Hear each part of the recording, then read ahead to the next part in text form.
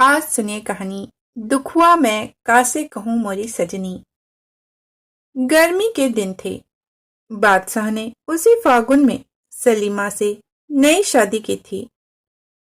सल्तनत के सब झंझटों से दूर रहकर नई दुल्हन के साथ प्रेम और आनंद की ककोले करने वह सलीमा को लेकर कश्मीर के दौलत खाने में चले आए थे। रात दूध में नहा रही थी।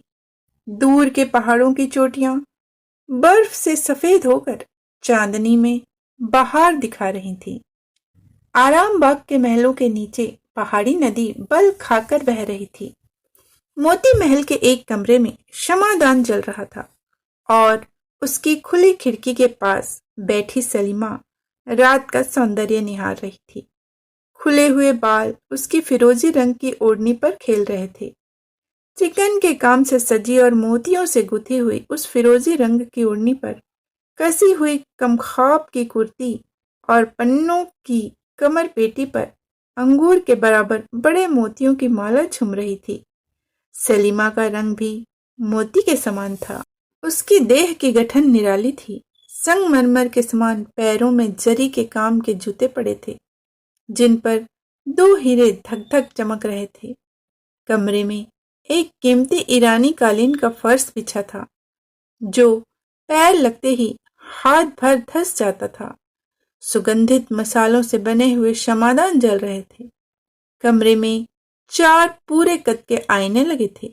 संगमरमर के आधारों पर सोने चांदी के फूलदानों में ताजे फूलों के गुलदस्ते रखे थे। दीवारों और दरवाजों पर चतुराई से गूंथी हुई नाग केसर और चंपे की मालाएं झूल रही थी, जिसकी सुगंध से कमरा महक रहा था। कमरे में अनगिनत बहुमूल्य कारीगरों की देश विदेश की वस्तुएं करीने से सजी हुई थी। बादशाह 2 दिन से शिकार को गए थे। आज इतनी रात हो गई, अभी तक आए नहीं।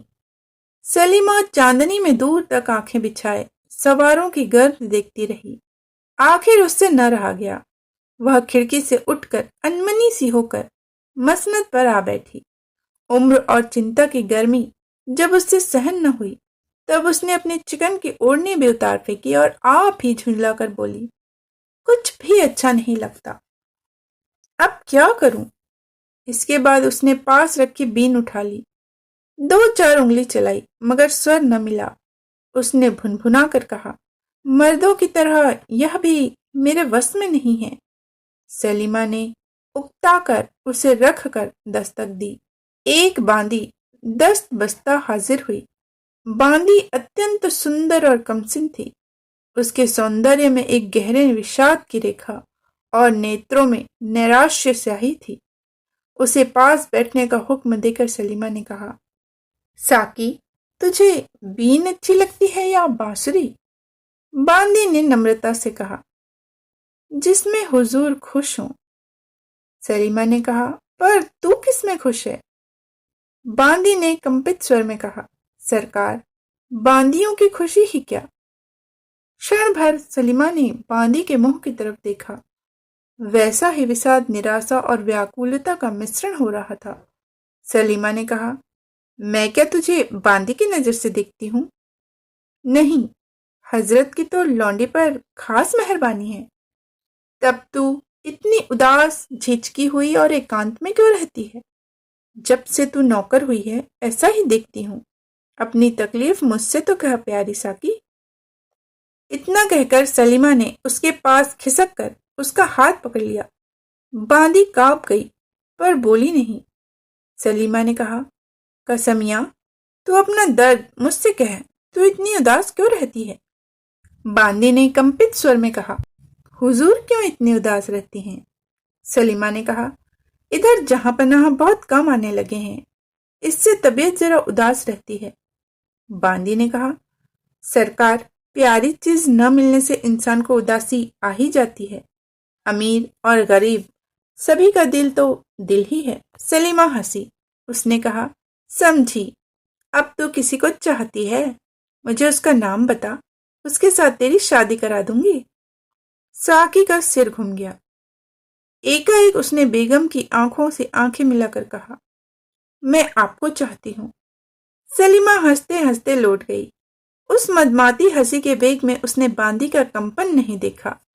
बांदी ने वंशी लेकर कहा, क्या सुनाऊं? बेगम ने कहा, ठहर, कमरा बहुत गर्म मालूम होता है। इसके तमाम दरवाजे और खिड़कियां खोल दे, चिरागों को बुझा दे, चटकती चांदनी का लुत्फ उठाने दे और फूल मालाएं मेरे पास रख दे। बांदी उठी। सलीमा बोली, सुन, पहले एक गिलास शरबत दे, बहुत प्यासी हूं। बांदी ने सोने के गिलास में खुशबूदार शरबत बेगम के सामने ला धरा। बेगम ने कहा, उफ, यह तो बहुत गर्म है, क्या इसमें गुलाब नहीं दिया? बांदी ने नम्रता से कहा, दिया तो है सरकार। अच्छा, इसमें थोड़ा सा इस्तंबोल और मिला। साकी गिलास लेकर दूसरे कमरे में चली गई। इस्तंबोल मिलाया और भी एक चीज मिलाई। फिर वह सुवासित मदिरा का पात्र बेगम के सामने ला धरा। एक ही सांस में उससे पीकर बेगम ने कहा, अच्छा, अब सुना, तूने कहा कि मुझे प्यार करती है, सुना, कोई प्यार का गाना सुना। इतना कह और ग्लास को गलीचे पर लुढ़का कर मदमाती मसनद पर खुद लुढ़क गई और रस भरे नेत्रों से साकी की ओर देखने लगी। साकी ने वंशी का सुर मिलाकर गाना शुरू किया, दुख हुआ मैं कासे कहूं मोरी सजनी। बहुत देर तक साकी की वंशी और कंठ ध्वनि कमरे में घूम घूम कर रोती रही। धीरे धीरे साकी खुद रोने लगी। सलीमा मदिरा और यौवन के नशे में झूमने लगी। गीत खत्म करके साकी ने देखा सलीमा बेसुध पड़ी है। शराब की तेजी से उसके गाल एकदम सुर्ख हो गए हैं और तांबोल राग रंजित होंठ रह रह कर फड़क रहे हैं। सांस की सुगंध से कमरा महक रहा है, जैसे मंद पवन से कोमल पत्ती कांपने लगती है। उसी प्रकार सलीमा का वक्ष स्थल धीरे धीरे कांप रहा है। प्रस्वेद की बूंदें ललाट पर दीपक के उज्जवल प्रकाश में मोतियों की तरह चमक रही हैं। वंशी रखकर साकी क्षण भर बेगम के पास आ खड़ी हुई। उसका शरीर कांपा, आंखें जलने लगी, कंठ सूख गया। वह घुटने के बल बैठकर बहुत धीरे धीरे अपने आंचल से बेगम के मुख का पसीना पोंछने लगी। इसके बाद उसने झुककर बेगम का मुंह चूम लिया। इसके बाद ज्यों ही उसने अचानक आंख उठाकर देखा, खुद दिन दुनिया के मालिक शाहजहां खड़े उसकी इस करतूत को अचरज और क्रोध से देख रहे थे। साकी को सांप डस गया। वह हद बुद्धि की तरह बादशाह का मुंह ताकने लगी। बादशाह ने कहा, तू कौन है और यह क्या कर रही थी? साकी चुप खड़ी रही। बादशाह ने कहा, जवाब दे। साकी ने धीमे स्वर में कहा, जहांपनाह, कनीज अगर कुछ जवाब न दे तो। बादशाह सन्नाटे में आ गए। बांदी की इतनी स्पर्धा? उन्होंने कहा, मेरी बात का जवाब नहीं। अच्छा, तुझे नंगी करके कोड़े लगाए जाएंगे। साकी ने कंपित स्वर में कहा, मैं मर्द हूं। बादशाह की आंखों में सरसों फूल उठी। उन्होंने अग्निमय नेत्रों से सलीमा की ओर देखा। वह बेसुध पड़ी सो रही थी। उसी तरह उसका भरा यौवन खुला पड़ा था। उसके मुंह से निकला, उफ फाहिसा, और तत्काल उनका हाथ तलवार की मूठ पर गया। फिर उन्होंने घूम कर कहा, दोज़ख के कुत्ते, तेरी यह मजाल। फिर कठोर स्वर से पुकारा, मादोम। क्षण भर में एक भयंकर रूप वाली तातारी औरत बादशाह के सामने अदब से आ खड़ी हुई। बादशाह ने हुक्म दिया, इस मरदूत को तहखाने में डाल दे ताकि बिना खाए पिए मर जाए। मादोम ने अपने कर्कश हाथों में युवक का हाथ पकड़ा और ले चली। थोड़ी देर में दोनों लोहे के एक मजबूत दरवाजे के पास आ खड़े हुए। तातारी बांदी ने चाबी निकालकर दरवाजा खोला और कैदी को भीतर ढकेल दिया। कोठरी की गज कैदी का बोझा ऊपर पड़ते ही कांपती हुई नीचे को धसकने लगी। प्रभात हुआ। सलीमा की बेहोशी दूर हुई। चौंक कर उठ बैठी, बाल संवारे, ओढ़नी ठीक की और चोली के बटन कसने को आईने के सामने जा खड़ी हुई। खिड़कियां बंद थी। सलीमा ने पुकारा, साकी, प्यारी साकी, बड़ी गर्मी है, जरा खिड़की तो खोल दे। निगोड़ी नींद ने तो आज गजब ढा दिया। शराब कुछ तेज थी। किसी ने सलीमा की बात ना सुनी। सलीमा ने जरा जोर से पुकारा, साकी। जवाब न पाकर सलीमा हैरान हुई। वह खुद खिड़कियां खोलने लगी, मगर खिड़कियां बाहर से बंद थी। सलीमा ने विस्मय से मन ही मन कहा, क्या बात है, लौंडिया सब क्या हुई? वह द्वार की तरफ चली। देखा एक तातारी बांधी नंगी तलवार लिए पहरे पर मुस्तैद खड़ी है। बेगम को देखते ही उसने सिर झुका लिया। सलीमा ने क्रोध से कहा, तुम लोग यहाँ क्यों हो? बादशाह के हुक्म से। क्या बादशाह आ गए? जी हाँ। मुझे इत्तला क्यों नहीं की? हुक्म नहीं था। बादशाह कहाँ हैं? जीनत महल के दौलत खाने पर। सलीमा के मन में अभिमान हुआ। उसने कहा, ठीक है, खूबसूरती की हाट में जिनका कारोबार है, मोहब्बत को वो क्या समझेंगी? तो अब जीनत महल की किस्मत खुली। तातारी स्त्री चुपचाप खड़ी रही। सलीमा फिर बोली, साकी कहाँ है? मेरी साकी कहाँ है? कैद में। क्यों? जहां पनाह का हुक्म था। उसका कसूर क्या था? मैं अर्ज नहीं कर सकती। कैद खाने की चाबी मुझे दे, मैं अभी उसे छुड़ाती हूँ। आपको अपने कमरे से बाहर जाने का हुक्म नहीं है। तब क्या मैं भी कैद हूं? जी हाँ। सलीमा की आंखों में आंसू भर आए। वह लौट कर मसनद पर पड़ गई और फूट फूट कर रोने लगी। कुछ ठहर कर उसने एक खत लिखा, हुजूर, मेरा कसूर माफ फरमाएं। दिन भर की थकी होने से ऐसी बेसुध सो गई कि हुजूर के इस्तकबाल में हाजिर न हो सकी, और मेरी उस प्यारी लौंडी की भी चाँ बख्शी की जाए। उसने हुजूर के दौलत खाने में लौट आने की इत्तला मुझे वाजबी तौर पर न देकर बेशक भारी कसूर किया है, मगर वह नई, कमसिन, गरीब और दुखिया है।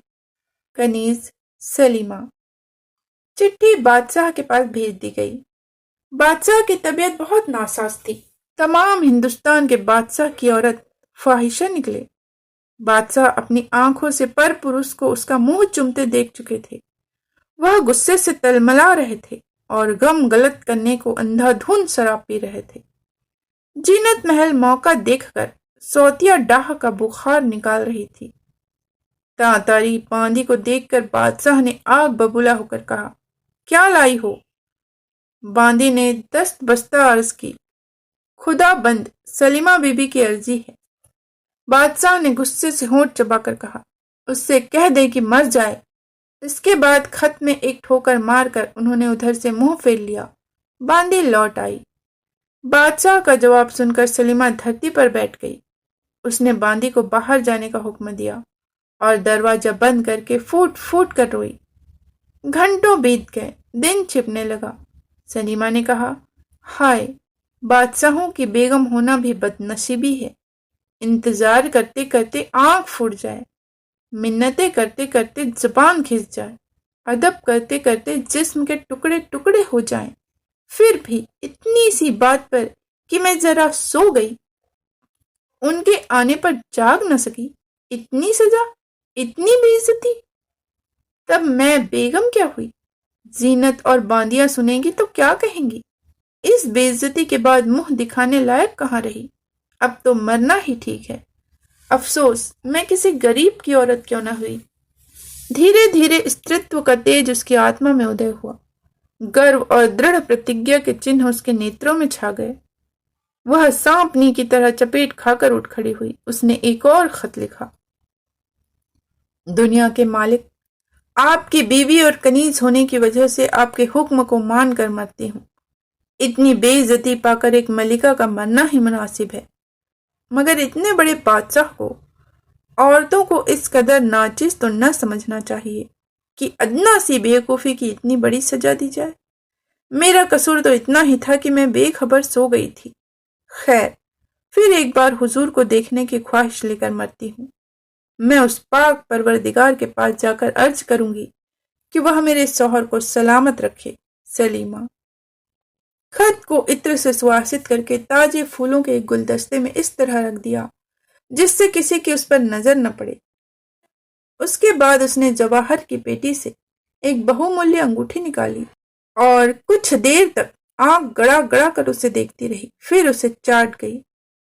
बादशाह शाम की हवाखोरी को नजर बाग में टहल रहे थे। 2-3 खोजे घबराए हुए आए और चिट्ठी पेश करके अर्ज की, हुजूर गजब हो गया, सलीमा बीवी ने जहर खा लिया और वह मर रही है। क्षण भर में बादशाह ने खत पढ़ लिया। झपटे हुए महल में पहुंचे। प्यारी दुल्हन सलीमा जमीन पर पड़ी है, आंखें ललाट पर चढ़ गई हैं, रंग कोयले के समान हो गया है। बादशाह से रहा न गया। उन्होंने घबरा कर कहा, हकीम को बुलाओ, हकीम को बुलाओ। कई आदमी दौड़े। बादशाह का शब्द सुनकर सलीमा ने उनकी तरफ देखा और धीमे स्वर में कहा, ज़हे किस्मत।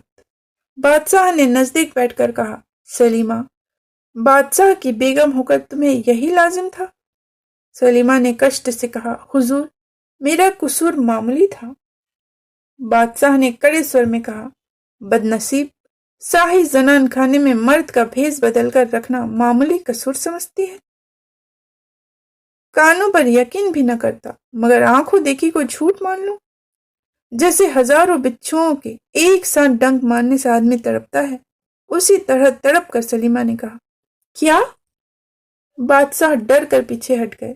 उन्होंने कहा, सच कहो, इस वक्त तुम खुदा की राह पर हो। वह जवान कौन था? सलीमा ने अचकचा कर पूछा, कौन जवान? बादशाह ने गुस्से से कहा, जिसे तुमने साकी बनाकर अपने पास रखा था। सलीमा ने घबरा कर कहा, क्या?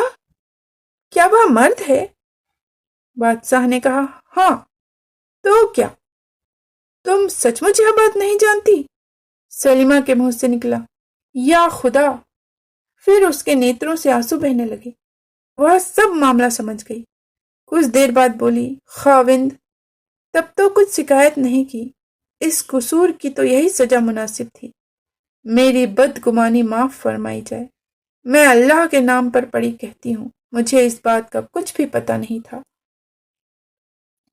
बादशाह का गला भर आया। उन्होंने कहा, तो प्यारी सलीमा, तुम बेकसूर ही चली। बादशाह रोने लगे। सलीमा ने उनका हाथ पकड़कर अपनी छाती पर रखकर कहा, मालिक मेरे, जिसकी उम्मीद न थी, मरते वक्त वह मजा मिल गया। कहा सुना माफ हो। एक अर्ज लौंडे की मंजूर हो। बादशाह ने कहा, जल्दी कहो सलीमा। सलीमा ने साहस से कहा, उस जवान को माफ कर देना। इसके बाद सलीमा की आंखों से आंसू बह चले और थोड़ी ही देर में ठंडी हो गई। बादशाह ने घुटनों के बल बैठकर उसका ललाट चूमा और फिर बालक की तरह रोने लगे। गजब के अंधेरे और सर्दी में युवक भूखा प्यासा पड़ा था। एकाएक घोर चित्कार करके किवाड़ खुले। प्रकाश के साथ ही एक गंभीर शब्द तहखाने में भर गया, बदनसीब नौजवान, क्या होश हवास में है? युवक ने तीव्र स्वर में पूछा, कौन? जवाब मिला, बादशाह। युवक ने कुछ भी अदब किए बिना कहा, यह जगह बादशाहों के लायक नहीं है। क्यों तशरीफ लाए हैं? तुम्हारी कैफियत नहीं सुनी थी, उसे सुनने आया हूं। कुछ देर चुप रहकर युवक ने कहा, सिर्फ सलीमा को झूठी बदनामी से बचाने के लिए कैफियत देता हूं। सुनिए, सलीमा जब बच्ची थी, मैं उसके बाप का नौकर था। तभी से मैं उसे प्यार करता था। सलीमा भी प्यार करती थी, पर वह बचपन का प्यार था। उम्र होने पर सलीमा पर्दे में रहने लगी और फिर वह शहंशाह की बेगम हुई, मगर मैं उसे भूल न सका। 5 साल तक पागल की तरह भटकता रहा। अंत में भेष बदलकर बांदी की नौकरी कर ली। सिर्फ उसे देखते रहने और खिदमत करके दिन गुजार देने का इरादा था। उस दिन उज्जवल चांदनी, सुगंधित पुष्प राशि, शराब की उत्तेजना और एकांत ने मुझे बेबस कर दिया। उसके बाद मैंने आंचल से उसके मुख का पसीना पोंछा और मुंह चूम लिया। मैं इतना ही खतावार हूँ। सलीमा इसकी बाबत कुछ भी नहीं जानती। बादशाह कुछ देर चुपचाप खड़े रहे। उसके बाद वह दरवाजा बंद किए बिना ही धीरे धीरे चले गए। सलीमा की मृत्यु को 10 दिन बीत गए। बादशाह सलीमा के कमरे में ही दिन रात रहते हैं। सामने नदी के उस पार पेड़ों की झुरमुट में सलीमा की सफेद कब्र बनी है। जिस खिड़की के पास सलीमा बैठी, उस दिन रात को बादशाह की प्रतीक्षा कर रही थी। उसी खिड़की में उसी चौकी पर बैठे हुए बादशाह उसी तरह सलीमा की कब्र दिन रात देखा करते हैं। किसी को पास आने का हुक्म नहीं। जब आधी रात हो जाती है तो उस गंभीर रात्रि के सन्नाटे में मर्म भेदिनी गीत ध्वनि उठ खड़ी होती है। बादशाह साफ साफ सुनते हैं, कोई करुण कोमल स्वर में गा रहा है, दुखुआ मैं कासे कहूं मोरी सजनी। अभी आप सुन रहे थे कहानी दुखुआ मैं कासे कहूं मोरी सजनी। इसे लिखा है आचार्य चतुरसेन शास्त्री ने। इसी तरह की कहानियां सुनने के लिए हमारे साथ बने रहिएगा। फिर मिलते हैं एक नई कहानी के साथ। जय हिंद, जय भारत।